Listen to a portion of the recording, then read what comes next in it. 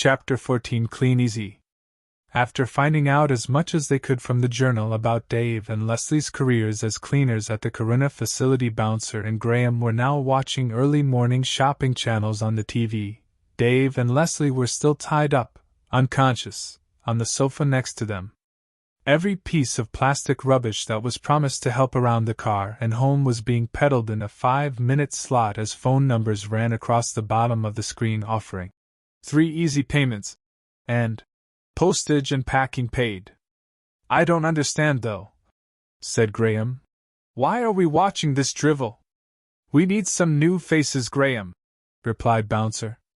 "I know that's what you said, Bouncer, but I don't understand why we need new faces. We have Dave and Leslie's. What do we need more for?" "Okay." Bouncer took a breath before answering.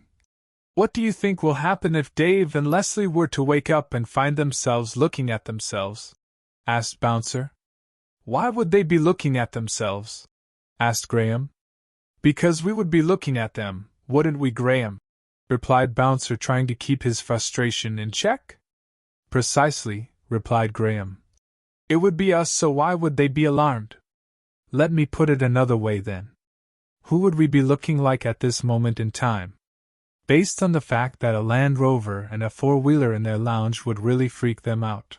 asked Bouncer.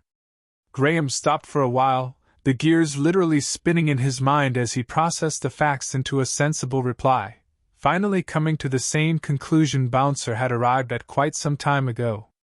"Oh yes, we would look like them, wouldn't we, and I can see how that might alarm them." "Right, so as I said, we need some new faces. Which one do you want?" Without thinking, Graham looked at the screen and said, pointing to a host currently trying to convince the witching public that a spin-arm exercise device was the best thing since sliced bread. "That one." Bouncer looked at the TV, and then at Graham. "Are you sure?" As the sun rose, Bouncer once again checked Dave and Leslie bindings. They had woken up groaning and mumbling past the gags in their mouths as around 4:30. Both Graham and Bouncer had shifted into the faces they had chosen on TV.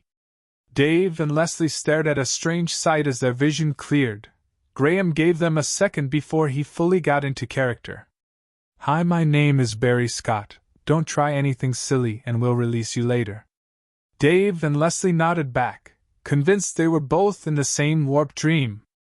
"Right then, we'll see you later," said Graham as they left the room and headed for the facility. They took Dave's car, and it would fit in better, after shifting once again into Dave and Leslie.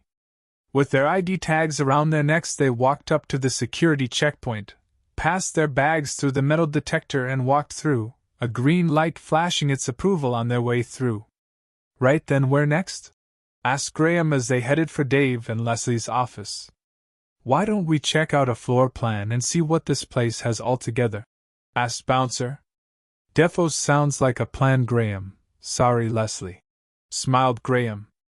"Ha ha ha, actually you don't know what you're missing," replied Bouncer as he sashayed down the corridor. "At least I can see why Dave likes Leslie," joked Bouncer.